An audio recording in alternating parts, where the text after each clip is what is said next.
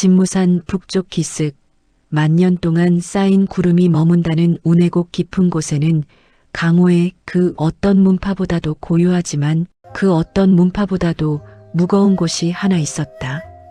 사람들은 그곳을 망권당이라 불렀다. 화려한 검기가 뿜어져 나오지도 우렁찬 기압 소리가 들리지도 않는 그곳에는 오직 서늘한 묵향과 종이가 바스락거리는 소리만이 산바람을 타고 흘러나왔다. 망권당은 천하의 모든 무공 비급이 모여들어 기록되고 보존되는 무림의 거대한 기억 저장소였다. 그곳의 가장 낮은 곳, 햇빛조차 잘 들지 않는 지하 필사실에는 진이라 불리는 청년이 있었다. 그는 무림인이라면 누구나 탐낼 만한 명문가의 자제도 아니었고 그렇다고 천부적인 골격을 타고난 기재도 아니었다. 그저 창백한 안색의 손가락 끝에는 항상 먹물이 배어 있는 평범하다 못해 유약해 보이는 서생일 뿐이었다. 그의 일과는 매일 아침동이 트기 전 일어나 닳아버린 붓을 갈고 낡은 비급들을 깨끗한 종이에 옮겨 적는 것이었다. 진이는 오늘도 책상 앞에 앉아 허리를 곧게 펴고 붓을 들었다. 그의 앞에는 무당파의 비전 중 하나인 양의검법의 원본이 놓여 있었다. 사람들은 이 책 한 권을 얻기 위해 목숨을 걸고 피를 흘리지만 진이에게 이것은 그저 오늘 하루 안에 정갈하게 옮겨 적어야 할 숙제에 불과했다. 검의 흐름은 물과 같으나 그 끝은 바위를 뚫는 송곳과 같아야 한다. 진이는 입술을 달싹이며 구결을 음조렸다. 그의 붓끝이 종이 위를 부드럽게 미끄러졌다. 보통의 필사생들이 글자의 모양을 베끼는 데 급급하다면 진이는 조금 달랐다. 그는 글자 하나하나가 가진 획의 굵기와 속도, 그리고 붓이 멈췄다 다시 나가는 찰나의 흔적 속에서 무인이 검을 휘두를 때의 기의 흐름을 읽었다. 붓을 내리누를 때는 육중한 중검의 무게를 느꼈고 갈고리를 만들 듯 붓을 튕길 때는 정광석화 같은 쾌검의 기운을 보았다. 10년 넘게 수만 권의 책을 옮겨 적으며 그는 강호에 존재하는 거의 모든 무공의 궤적이 지도처럼 그려져 있었다. 그는 내공을 익힌 적이 없었기에 몸 안에는 단 한 점의 진기도 없었으나 그의 눈은 이미 무공의 본질인 결을 꿰뚫어 보고 있었다. 점심 무렵 필사실의 낡은 나무 문이 끼익 소리를 내며 열렸다. 망권당의 당주이자 진이의 스승인 사무령이 들어왔다. 그는 항상 술 냄새를 풍기며 낡은 도포자락을 휘날리는 괴짜 노인이었다. 휘야, 오늘도 글자 장난질에 여념이 없구나 그래. 오늘은 무슨 검을 적고 있느냐? 진이는 붓을 내려놓고 자리에서 일어나 정중하게 허리를 숙였다. 사무령은 진이에게 부모 같은 존재이자 이 거대한 지식의 바다에서 길을 잃지 않게 해준 등불이었다. 스승님, 오셨습니까? 오늘은 무당의 양의검법을 필사하고 있었습니다. 초식이 정갈하여 베껴 쓰는 맛이 남다릅니다. 사무령은 탁자 위에 놓인 진이의 글씨를 보며 껄껄 웃었다. 정갈하기만 해서 뭘 하느냐? 무공이란 결국 사람의 욕심이 만들어낸 뒤틀린 길인 것을. 휘야, 너는 이 수천 권의 책을 적으며 무엇을 보았느냐? 천하제일이 되는 법을 보았느냐? 아니면 만인을 죽이는 법을 보았느냐? 진이는 잠시 생각에 잠겼다. 그는 필사실 벽면을 가득 채운 서가들을 바라보았다. 그곳에는 영웅들의 야망과 배신, 그리고 눈물이 글자가 되어 잠들어 있었다. 저는 그저 사람의 마음을 보았습니다. 검을 휘두르는 자의 두려움, 강해지고 싶은 조바심, 그리고 소중한 것을 지키고 싶어하는 간절함이 이 글자들 사이에 숨어 있더군요. 무공은 결국 그 마음을 다스리지 못해 터져 나온 신음소리 같습니다. 사무령의 눈이 잠시 가늘어졌다. 그는 진이의 어깨를 툭툭 치며 술병을 건넸으나 진이는 웃으며 사양했다. 어허, 이 녀석 보게. 벌써 돌을 깨친 선비 같은 소리를 하는구나. 하지만 명심해라. 강호는 내가 읽는 종이처럼 평면적이지 않다. 그 안에는 피비린내 나는 현실이 있고 논리로는 설명할 수 없는 광기가 들끓고 있지. 너처럼 맑은 아이가 그 광기를 견뎌낼 수 있을지 걱정이구나. 사무령의 말에는 묘한 뼈가 있었다. 진이는 스승의 걱정이 단순히 기우가 아님을 느꼈다. 최근 들어 망권당 주변을 배회하는 낯선 무사들의 기척이 잦아졌고 평소 교류가 없던 무림맹의 사절단이 빈번하게 당주를 찾아왔기 때문이었다. 그들은 강호의 평화를 위해 비급을 공유해야 한다는 그럴싸한 명분을 내세웠으나 그 눈동자 속에는 감출 수 없는 탐욕이 번득이고 있었다. 그날 오후 망권당 정문에 거창한 마차 행렬이 도착했다. 화려한 금실로 장식된 무복을 입은 무사 수십 명이 길을 열었고 그 뒤로 정파 무림맹의 핵심 인물 중 하나인 금양자가 모습을 드러냈다. 그는 인자한 미소를 짓고 있었으나 그가 딛는 발걸음마다 주변의 공기가 서늘하게 얼어붙는 듯했다. 진이는 지하 필사실 창틈으로 그 광경을 지켜보았다. 집행위원장께서 직접 오시다니 망권당의 평화도 오늘로 끝이겠구나. 진이는 예감했다. 망권당이 품고 있는 이 거대한 지식의 댐이 곧 터지려 하고 있다는 것을. 그는 조용히 붓을 들어 가장 아끼던 낡은 종이에 무언가를 적기 시작했다. 그것은 무공의 초식이 아니었다. 그것은 망권당의 모든 비급을 관통하는 하나의 이치, 무국에 대한 그의 짧은 단상이었다. 본당 안에서는 설전이 벌어지고 있었다. 금양자는 부드러운 목소리로 사무령을 압박했다. 사당주님, 지금 사파의 세력인 흑야림이 발호하여 수많은 중소문파가 멸문의 위기에 처해 있습니다.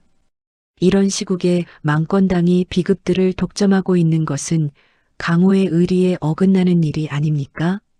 부디 무림맹의 이름으로 비급들을 관리할 수 있게 허락해 주십시오. 사무령은 차갑게 웃으며 술을 들이켰다. 의리라. 금위원장님, 그 입에서 나오는 의리라는 말이 참으로 가볍게 들립니다. 무공은 스스로 닦아 얻는 것이지 남의 것을 빼앗아 채우는 것이 아닙니다. 망권당의 책들은 강호의 역사를 기록한 것이지 내 놈들의 권력을 위한 무기가 아니란 말이다. 사무령의 호통에 금양자의 미소가 거쳤다. 그의 눈에서 서슬 퍼런 검기가 뿜어져 나와 본당의 탁자를 두 동강 냈다. 사당주, 좋게 말할 때 들으시오. 망권당의 위치는 이미 우리 무림맹이 장악했소. 협조하지 않는다면 이곳은 강호의 반역자로 간주되어 초토화될 것이오. 위협은 현실이 되었다. 그날 밤 평화롭던 운해곡에 시커먼 연기가 피어오르기 시작했다. 무림맹의 사주를 받은 복면인들이 망권당을 습격한 것이었다. 그들은 비급을 탈취하려 했으나 사무령이 미리 설치해둔 기관장치들이 발동하며 정각은 화염에 휩싸였다. 휘하, 어서 피해라. 사무령이 지하 필사실로 뛰어내려와 진이의 손을 잡았다. 노인의 옷자락은 이미 피로 얼룩져 있었다. 스승님, 이게 무슨 일입니까? 진이는 당황하여 보따리를 챙기려 했으나 사무령은 그의 손을 막았다. 책은 필요 없다. 내 머릿속에 담긴 지식이 곧 망권당이다. 이 주간을 받아라. 이것은 망권당의 모든 비급으로 통하는 열쇠이자 내가 평생을 걸고 지켜온 비밀이다. 어서 뒷산 비밀 통로로 빠져나가거라. 사무령은 진이를 밀치고 다시 불길 속으로 뛰어들었다. 스승님, 안 됩니다. 함께 가셔야 합니다. 배구는 절규했으나 사무령은 뒤를 돌아보지 않았다. 너는 살아야 한다. 죽은 글자가 아닌 살아있는 물을 천하에 보여주거라. 그것이 내 사명이다. 진이는 눈물을 삼키며 어두운 통로를 달렸다. 등 뒤로 망건당이 무너져 내리는 굉음이 들려왔다. 수십만 권의 책이 타오르는 냄새가 코끝을 찔렀다. 그것은 한 시대의 종말이자 이름 없는 서생 진이의 고독한 여정의 시작이었다. 산길을 한참 달린 끝에 진이는 절벽 끝에 섰다. 멀리 아래로 망건당이 시커먼 잿더미로 변해가는 모습이 보였다. 진이는 품속의 낡은 죽간과 자신이 적었던 종이를 꽉 쥐었다. 그의 손은 가늘게 떨리고 있었으나 눈빛만은 불길보다 더 뜨겁게 타오르고 있었다. 스승님, 약속하겠습니다. 망건당의 지식이 권력의 도구가 되지 않게 하겠습니다. 제가 읽은 이 천하를 제 방식대로 다시 쓰겠습니다. 그때 숲속에서 부스럭거리는 소리가 들렸다. 진이는 본능적으로 몸을 낮췄다. 한 여인이 피투성이가 된 채 검을 지팡이 삼아 짚으며 걸어 나오고 있었다. 부스럭거리는 소리와 함께 숲속에서 튕겨나오듯 나타난 여인, 연소인은 만신창이었다. 그녀가 입은 푸른 무복은 이미 곳곳이 찢겨 선열로 얼룩져 있었고 손에 쥔 검은 이가 빠져 위태롭게 흔들렸다. 그녀는 진이를 발견하고는 당황한 기색을 보였으나 이내 기력이 다한 듯 비틀거리며 무릎을 꿇었다. 그녀의 등 뒤로 검은 복면을 쓴 자들이 안개처럼 소리 없이 나타났다. 그들의 옷자락에는 무림맹의 비밀 집행 부대를 상징하는 금색매의 문양이 희미하게 빛났다. 그녀의 등 뒤로는 검은 복면을 쓴 자들이 살기를 뿜으며 다가오고 있었다. 진이는 무공을 모른다. 하지만 그는 알고 있었다. 저 복면인들이 쥐고 있는 검의 각도, 그들이 내딛는 발걸음의 무게, 그리고 그들이 내뿜는 호흡의 간격을 보면 그들이 어디를 뵐 것인지, 어디가 비어 있는지 눈에 선명하게 보였다. 그것은 내공이 아닌 세상의 결을 읽는 서생만의 무공이었다. 진이는 떨리는 가슴을 진정시키며 천천히 앞으로 나섰다. 손에는 검 대신 낡은 붓 한 자루가 쥐어져 있었다. 거기 멈추십시오. 당신들의 검노는 이미 끊어졌습니다. 살수 중 한 명이 낮은 목소리로 뇌까렸다. 청운 검문의 소문주여, 헛된 저항은 이제 끝났다. 장모님께서 기다리고 계시니 순순히 항복해라. 그러면 고통 없이 보내주마.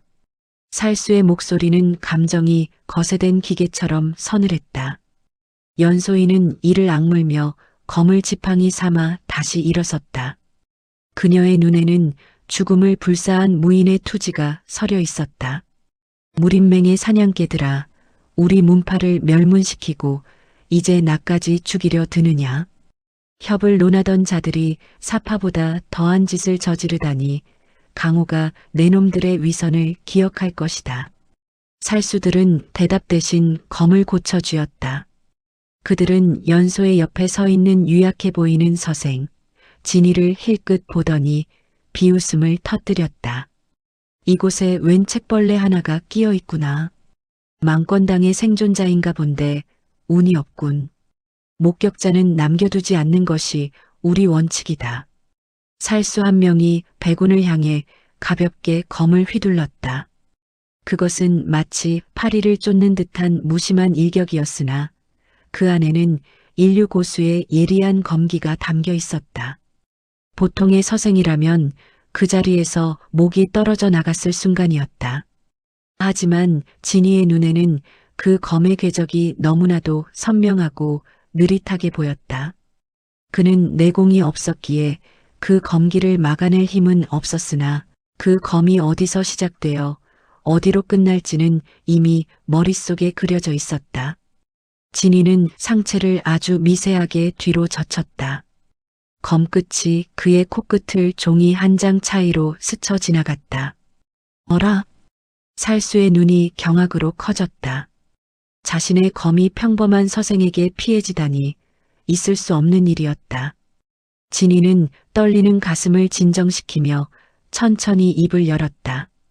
당신들의 검노는 이미 끊어졌다고 말씀드렸을 텐데요. 왼쪽 어깨의 기운이 너무 뻣뻣합니다. 10년 전 유행했던 비영검법의 변형인 듯한데 초식의 연결 부위가 매끄럽지 못하군요. 그 자세로 다시 검을 휘두르면 당신의 손목이 먼저 나갈 겁니다. 진이의 나지막한 목소리가 새벽 공기를 갈랐다. 살수들은 어이가 없다는 듯 서로를 바라보았다. 무공 한 점 없는 서생이 자신들의 검법을 훈수두다니 모욕을 넘어 황당한 일이었다. 이 미친놈이 죽고 싶어 환장을 했구나. 살수대장이 분노하며 직접 검을 뽑아들었다. 그는 무림맹 집행단의 고수 중 한 명으로 중경급 무인이라 불리는 자였다. 그가 내뿜는 압도적인 살기가 진이의 전신을 옥죄어 왔다. 진이는 숨이 막히는 듯한 압박감을 느꼈으나 눈만은 피하지 않았다. 그는 옆에 쓰러져 있는 연소희를 바라보았다. 낭자, 제 말을 믿으시겠습니까? 낭자가 살고 싶다면 제 목소리에 몸을 맡기셔야 합니다. 연소희는 당황했다. 눈앞의 청년에게서는 그 어떤 고수의 기운도 느껴지지 않았다. 하지만 그의 눈빛만큼은 지금껏 자신이 봐온 그 어떤 대업보다도 깊고 단단했다. 그녀는 선택의 여지가 없음을 깨닫고 간신히 고개를 끄덕였다. 좋습니다. 당신이 누군지는 모르겠지만 제 목숨을 걸어보죠. 살수대장이 번개처럼 쇄도했다. 그의 검은 삼재검법의 변형으로 상중하를 동시에 노리는 치명적인 초식이었다. 진이는 그 궤적을 보며 침착하게 소리쳤다. 왼쪽으로 2걸음 비스듬히 검을 세워 흐름을 받으세요. 연소희는 본능적으로 진이의 지시에 따라 몸을 날렸다. 평소 자신이 배운 검법의 상식과는 어긋나는 움직임이었으나 신기한 일이 벌어졌다. 살수대장의 필살의 일격이 연소희가 세운 겉면을 타고 빗나갔고 오히려 적의 중심이 무너지며 빈틈이 노출되었다. 지금입니다. 상대의 겨드랑이 및 기운이 뭉친 곳을 찌르세요. 연소희의 검이 정광석화처럼 뻗어나갔다. 커! 살수대장은 비명을 지르며 뒤로 물러났다. 겨드랑이 부근의 옷자락이 찢기며 핏방울이 튀었다. 치명상은 아니었으나 인류고수가 무공도 모르는 서생의 지시를 받은 부상병에게 일격을 허용했다는 사실이 그를 미치게 만들었다. 이놈들, 감히 나를 우롱해? 한 놈도 남기지 말고 죽여라. 난도질을 해서 개먹이로 줘버려. 분노한 살수들이 일제히 달려들었다. 진이의 머릿속에서는 수만 권의 비급서가 파노라마처럼 펼쳐졌다. 그는 적들의 움직임을 하나하나의 점과 선으로 분해했다. 낭자, 허리를 낮추고 반바퀴 회전. 이번엔 뒤를 노리는 자의 발등을 짓밟으세요. 오른쪽에서 오는 칼날은 무시해도 좋습니다. 그것은 허초입니다. 진이의 지시는 정확했고 연소희의 움직임은 갈수록 예리해졌다. 그녀는 마치 진이라는 거대한 바둑기사가 부리는 말이 된 것처럼 전장을 휘저었다. 살수들의 검은 허공을 갈랐고 연소희의 보잘것없는 반격은 적들의 혈도를 정확히 타격했다. 어둠 속에서 벌어지는 기괴한 전투. 무공을 모르는 지휘자와 힘을 잃어가는 검객이 만들어낸 기적 같은 항전이었다. 하지만 살수들의 숫자는 너무 많았고 연소희의 체력은 한계에 다다르고 있었다. 그녀의 입술은 파랗게 질렸고 검을 쥔 손은 경련을 일으켰다. 진이는 상황이 좋지 않음을 직감했다. 그는 품속에서 스승이 준 비밀 죽간을 꽉 쥐었다. 이 죽간에는 망권당의 모든 기관 진법을 제어하는 암호가 담겨 있었다. 그는 절벽 옆에 숨겨진 낡은 석상을 발견했다. 필사하며 익혔던 망권당의 구조도에 따르면 저 석상은 비상탈출용 진법의 제어장치였다. 낭자, 저에게 오세요. 단 한 번의 기회뿐입니다. 진이가 석상의 특정 부위를 붓끝으로 정확히 찔렀다. 고작 붓 한 자루로 무엇을 하겠다는 거냐? 살수대장이 최후의 발악으로 뛰어올랐다.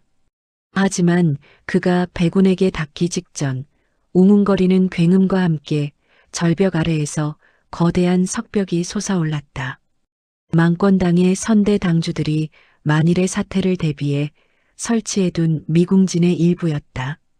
순식간에 자욱한 안개가 자욱하게 피어올랐고 살수들은 서로의 위치조차 파악하지 못하고 당황했다. 안개 속에서는 수백 명의 목소리가 환청처럼 울려 퍼지며 적들의 정신을 혼미하게 만들었다. 진이는 이 틈을 놓치지 않고 연소희의 허리를 감싸 안았다. 낭자, 잠시 실례하겠습니다. 꽉 잡으세요. 진이는 절벽 옆에 숨겨진 좁은 통로로 몸을 던졌다. 그것은 미궁진의 출구이자 밖에서는 절대 찾을 수 없는 은밀한 길이었다. 안개 너머에서 살수들의 고함 소리가 들려왔으나 그 소리는 점점 멀어져 갔다. 얼마나 달렸을까? 안개를 뚫고 나온 곳은 망권당에서 술이 떨어진 이름 없는 계곡이었다. 차가운 새벽 공기가 폐부를 찌르고 멀리서 들려오던 불길의 굉음도 이제는 희미한 배경음처럼 들릴 뿐이었다. 진이는 지친 듯 자리에 주저앉아 거친 숨을 몰아쉬었다. 연소희는 피투성이가 된 채 백운을 멍하니 바라보았다. 그녀의 눈에는 의문과 경외심이 교차했다. 당신, 대체 정체가 뭡니까? 내공도 한 점 없는 분이 어떻게 그런 통찰력을... 당신은 무인이 아니지 않나요? 진이는 쓴웃음을 지으며 손바닥에 먹물 자국을 내려다보았다. 말씀드렸지 않습니까? 저는 그저 책을 베끼는 서생일 뿐입니다. 수십만 권의 비급을 적다 보니 사람의 몸이 움직이는 이치가 조금 눈에 보였을 뿐이지요. 무공은 몰라도 사람은 압니다. 진이의 대답은 담담했으나 연소희에게는 그 어떤 고수의 포효보다 더 강렬하게 다가왔다. 그녀는 비로소 긴장이 풀린 듯 검을 내려놓고 자리에 쓰러졌다. 진이는 서둘러 그녀의 상처를 살폈다. 낭자, 정신 차리세요. 아직 안전한 곳을 찾지 못했습니다. 저들이 다시 추격해 올 거예요. 진이는 부상당한 연소희를 등에 업었다. 평소 무거운 책들을 옮기며 단련된 하체 덕분에 그녀의 무게가 그리 무겁게 느껴지지는 않았다. 그는 스승이 일러준 비밀 산방의 위치를 떠올렸다. 운해곡 깊은 곳, 지도에도 표시되지 않은 그곳이라면 잠시 몸을 숨길 수 있을 터였다.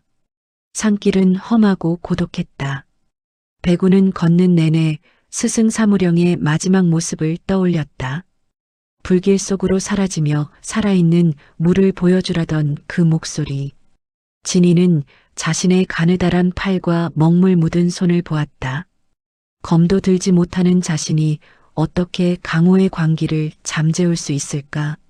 하지만 등 뒤에서 느껴지는 연소희의 가느다란 숨결이 그에게 용기를 주었다. 자신이 읽은 지식이 누군가의 목숨을 구할 수 있다면 그것만으로도 자신이 살아야 할 이유는 충분했다. 스승님, 제가 읽은 이 천하를 제 방식대로 다시 써보겠습니다. 지식이 무기가 되는 세상을, 붓이 검을 이기는 이치를 증명해 보이겠습니다. 진이는 안개를 뚫고 묵묵히 걸음을 옮겼다. 숲속에서는 밤새 울던 소쩍새 소리가 잦아들고 동쪽 하늘에서 희미한 여명이 밝아오고 있었다. 그것은 망권당의 멸망을 알리는 끝이 아니라 강호의 질서를 뒤흔들 새로운 전설의 시작이었다. 어느덧 일행은 숲속 깊은 곳에 숨겨진 작은 오두막에 도착했다. 사무령이 젊은 시절 필사 작업을 위해 머물렀다는 무명산방이었다.